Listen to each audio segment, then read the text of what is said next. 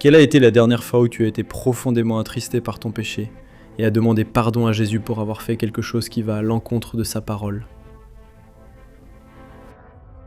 Malheureusement, beaucoup de chrétiens normalisent certains péchés dans leur vie, au point de s'éloigner spirituellement sans même s'en rendre compte. Et pourquoi cela arrive-t-il? Parce que nous vivons dans une société égoïste, qui ne veut rien savoir de Dieu, et qui croit que tout est permis tant qu'on se sent heureux. Et c'est ce genre de pensée qui fait que les gens banalisent autant le péché, y compris les chrétiens. Et Jésus savait que tout cela arriverait un jour. Il a dit qu'avant la fin des temps, l'amour de beaucoup se refroidirait à cause de l'augmentation de l'iniquité. Et pour ne pas laisser cela t'arriver, je vais te montrer au moins 5 péchés que beaucoup d'entre nous commettent en pensant qu'il n'y a rien de mal à cela. Et tu dois regarder cette vidéo jusqu'à la fin, parce que malheureusement, il se peut que tu sois en train de déplaire à Dieu avec ces péchés, d'accord? Mais avant de commencer, je veux vraiment que tu t'abonnes à ma chaîne. Il te suffit de cliquer sur le bouton rouge qui se trouve juste en dessous de la vidéo, abonne-toi, et à côté, une petite cloche va apparaître. Il est très important que tu cliques sur la cloche et que tu sélectionnes l'option « Toutes » pour ne rien manquer des vidéos que je vais publier, d'accord? Tous les jours, le matin et le soir, je prie pour toi, et l'après-midi, j'ai apporté un message de foi. Alors viens participer avec moi. Cette fois, commençons. La Bible montre que Satan n'a pas la permission de faire tout ce qu'il voudrait à notre égard. S'il le pouvait, je suis sûr qu'il nous détruirait de la manière la plus cruelle. Alors, l'une de ses armes est d'amener l'homme à se détruire lui-même par le péché. Et cela se produit de plusieurs façons. Il fait croire aux gens qu'ils peuvent pécher autant qu'ils le veulent, qu'il n'y aura aucune conséquence. Après tout, Dieu est amour, et le Christ est mort sur la croix pour nous libérer de la condamnation. Autrement dit, il utilise la parole de Dieu de manière déformée pour faire tomber l'homme dans ses pièges. Mais nous ne pouvons pas oublier que Satan est menteur, est le père du mensonge. La Bible dit, dans Romains chapitre 8 verset 1, qu'il n'y a plus de condamnation pour ceux qui sont en Christ Jésus. Autrement dit, ce n'est pas le péché, ce ne sont pas les gens, rien ne peut nous enlever le salut. Cependant, le péché a des conséquences, et c'est cela que le diable veut nous cacher. Et une autre méthode très courante utilisée par l'ennemi pour tromper l'être humain consiste à inventer des noms plus agréables pour les choses que Dieu abomine. Par exemple, la prostitution porte maintenant le nom de rencontres tarifées, et les prostituées sont appelées professionnelles du sexe.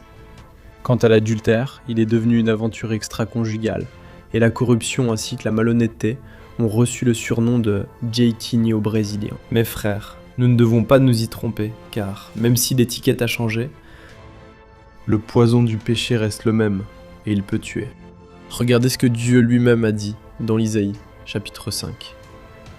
Malheur à ceux qui appellent le mal bien et le bien mal, qui changent les ténèbres en lumière et la lumière en ténèbres, qui changent l'amer en doux et le doux en amer.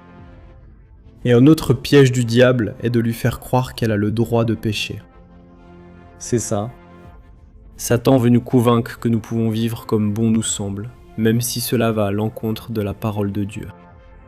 Il nous souffle à l'oreille. Vas-y et fais-le. Tu mérites d'être heureux. Ton corps t'appartient et c'est toi qui fixes les règles. Ces belles phrases ont été utilisées comme excuse pour de nombreux péchés.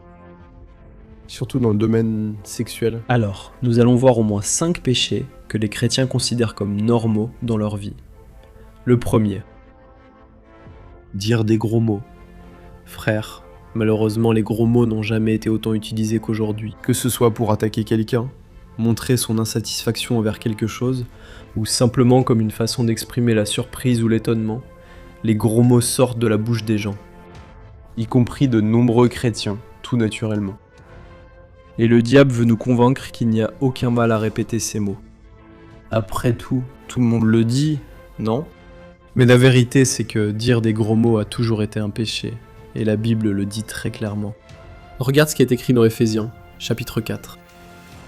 Qu'aucune parole grossière ne sorte de votre bouche, mais uniquement celle utile à édifier les autres, selon le besoin, pour qu'elle accorde la grâce à ses auditeurs. N'attristez pas l'Esprit Saint de Dieu, par lequel vous avez été scellés pour le jour de la rédemption.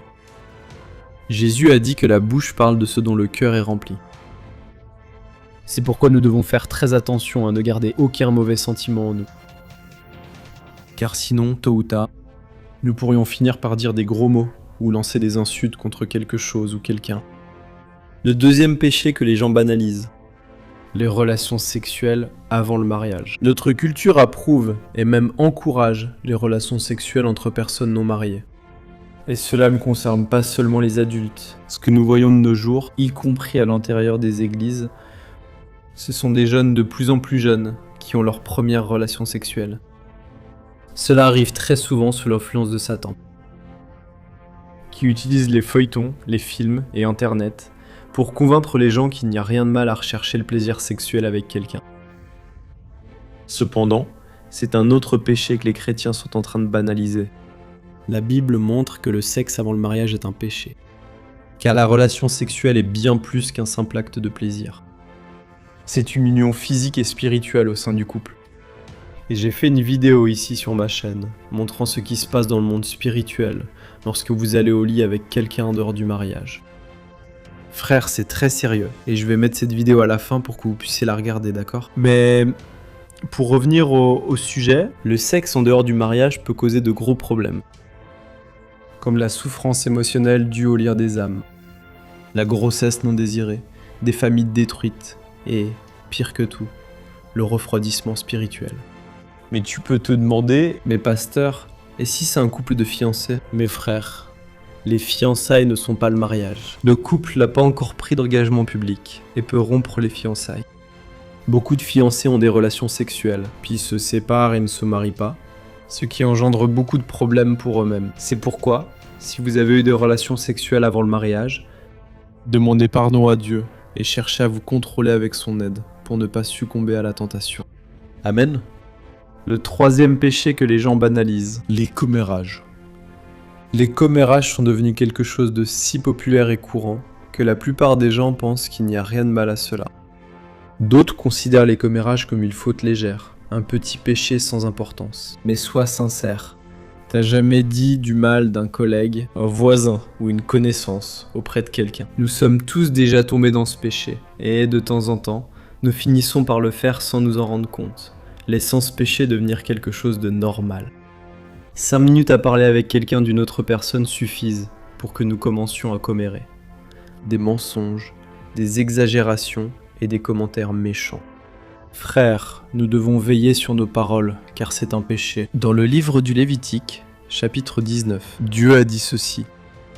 Ne répandez pas de calomnie parmi votre peuple. N'attentez pas à la vie de votre prochain. Je suis le Seigneur.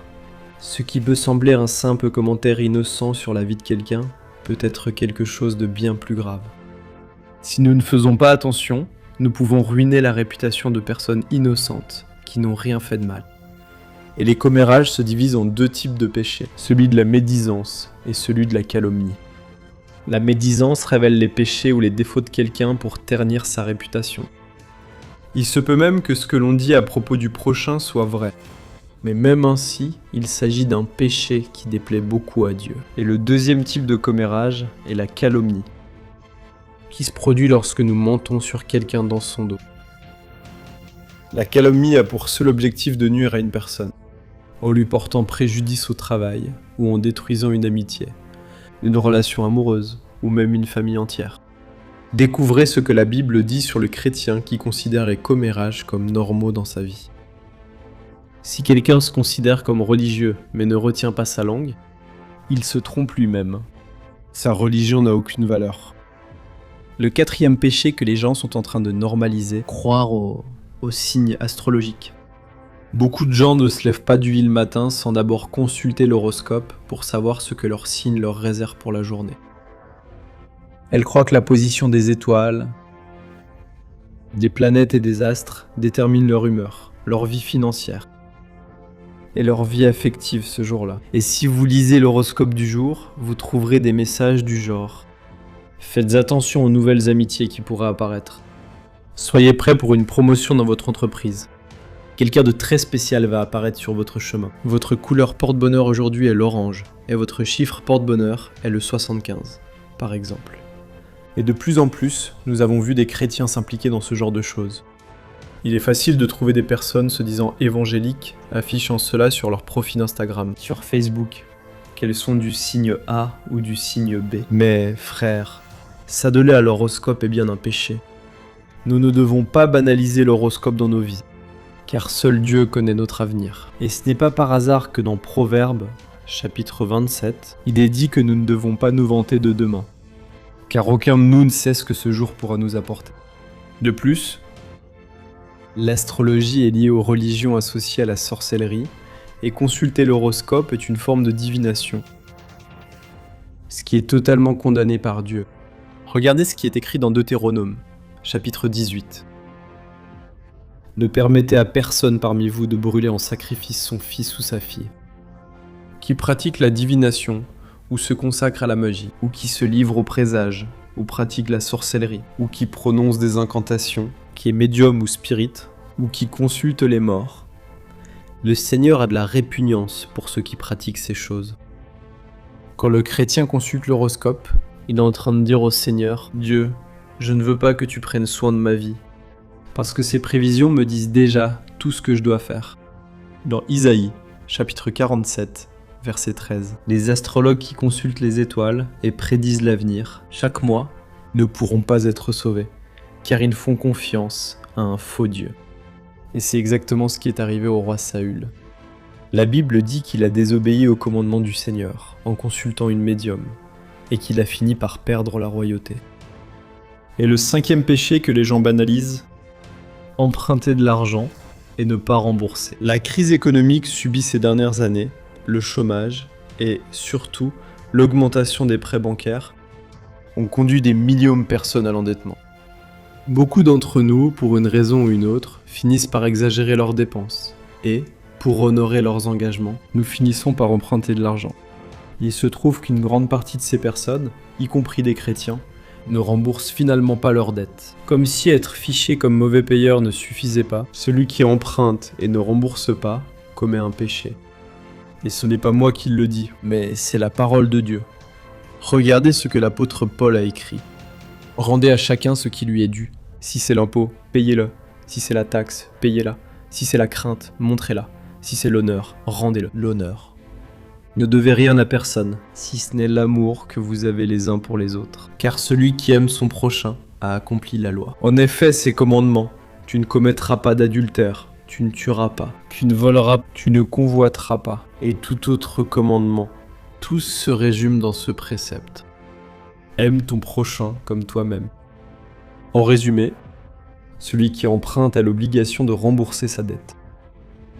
Avoir des dettes est un mauvais témoignage, et c'est encore pire lorsque la personne ne donne même pas d'explication.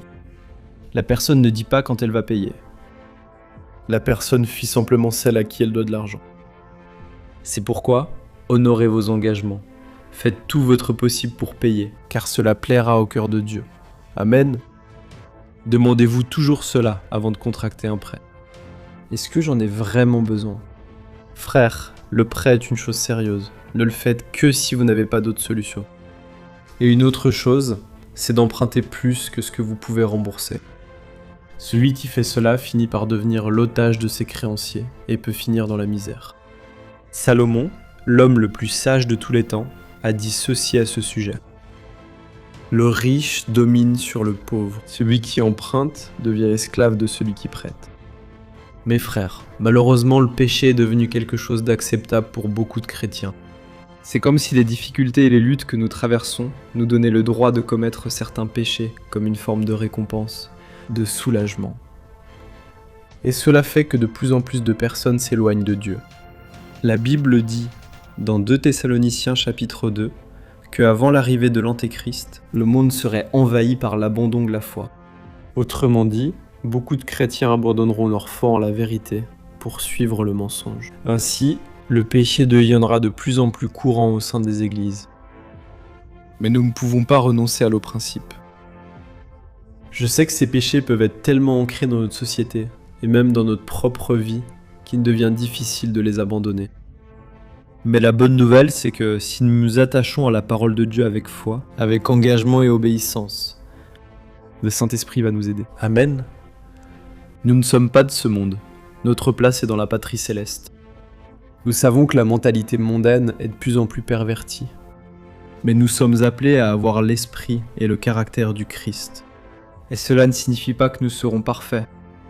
Mais nous ne pouvons pas accepter tout ce qui se passe. Nous devons nous repentir de tout cœur de nos péchés, car c'est à cause d'eux que le Christ est mort et a été crucifié. Et quand nous nous repentons sincèrement, Jésus lui-même nous pardonne et purifie notre âme de toute souillure et méchanceté du péché. Amen. Je suis le pasteur Antonio Junior. Si vous avez aimé ce message, je vous demande de partager avec tous vos amis et votre famille, et de vous abonner ici à ma chaîne.